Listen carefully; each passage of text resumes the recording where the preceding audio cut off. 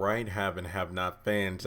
I swear I addressed this a while back, and it seems like I got to talk about it again because whenever I do a live stream, there's always the inevitability of one person or two people. It's like if one person asks a question, a couple more people jump in. But before going further, make sure you like the video, give this video your love in the comment section with your thoughts after the video is over. Make sure you hit that subscribe button and hit the bell notification icon. That way you don't miss out when I post content. And also follow me on social media. Links are in the description. As far as I know, Tika Sumpter is not leaving the haves and have-nots anytime soon. I mean, to be completely honest, I don't even know why that's a question anymore of, if a cast member is seen working on a movie or another television series, then it's automatically thought, oh, yep, you know what, they're not working on the show anymore. No, I mean, yes, Mixed Dish, if I'm not mistaken, is having a season 2. Not to mention the Sonic movie.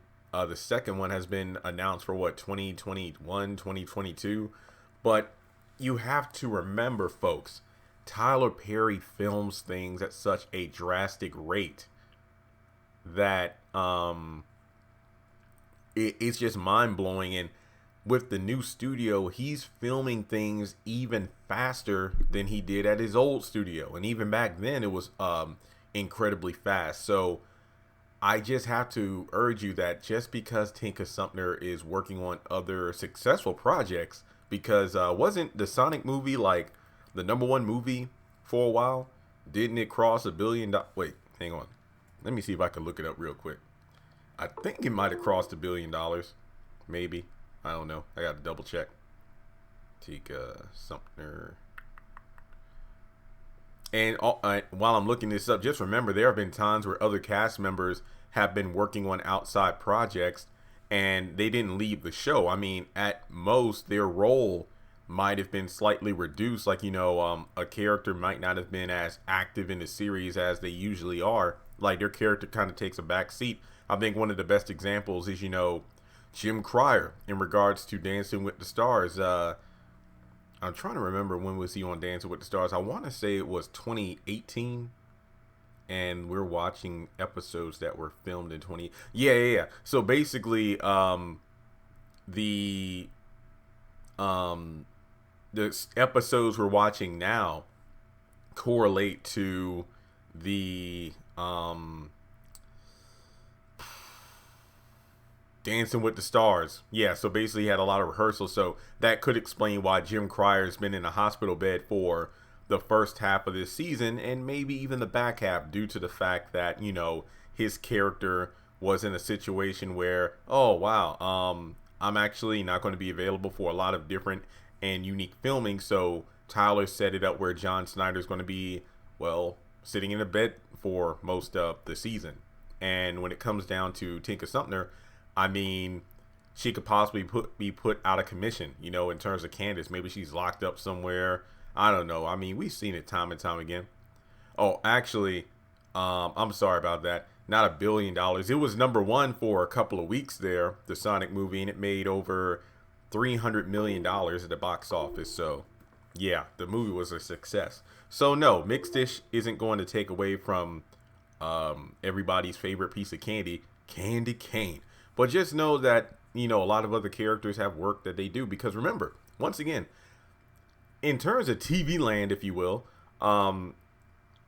you really don't get paid until your show or movie makes it on the air. So let's say you film something. Let's say in a strange or perfect world, hey Jeremy, I really enjoyed your videos on the Ruthless series. The cast members loved it too, and we'd like for you to come down to Tyler Perry Studios to be an extra in an episode or something like that. And it's like, for real? Yeah, we'll have you in a couple episodes. You'll get like one speaking role. Like, I wouldn't get paid until those episodes are distributed on BET Plus. So what am I going to do in the meantime? Twiddle my thumbs. I think I saw this on an interview or documentary, some random, celebrity, and they were like, acting is a weird job because technically you're unemployed. After you finish work on a film and it's your last day on set, that's happy/sad occasion. But you have to remember, when you walk off of that set, you're technically unemployed until you get a successful audition with another project. And I'm like, That's very, very true. So when you go to Tyler Perry Studios to film like an entire season of a show within the span of 2.5 weeks or shorter, especially in this pandemic time, that's like what, 46 to 50 some weeks out of the year that it's like, yeah, I got to find something else to work on in order to keep the lights on. So yeah, just keep that in mind that I'm not saying Tika Sumpter wouldn't leave the haves and the have-nots. I just don't see it as very likely. And to be honest, we do know that season 9 is bound to happen, but I mean, I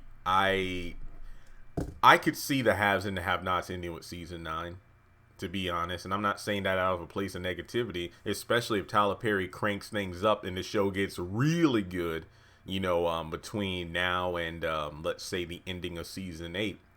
But if it ended on a good note, and I've said this at least 100 times on the channel, if the haves and the have-nots ended with a solid note, stuck the landing, unlike the incredibly dreadful If Loving You Was Wrong finale, then I'll be satisfied. Just like Greenleaf. I mean, I don't know if every single T will be crossed and every I will be dotted in the final episode, but we've had such a strong lead up to the finale that I feel like overall I'll be satisfied regardless of a spinoff or not, which I'm going to do a video on here pretty soon. So with that being said, keep in mind, I don't see Tika Sumpter leaving the haves and the have-nots anytime soon, but just make sure you leave your thoughts below. Donate to the channel if you would like on PayPal or Cash App, or join Patreon for as little as $1 a month, and I'll talk to you all soon.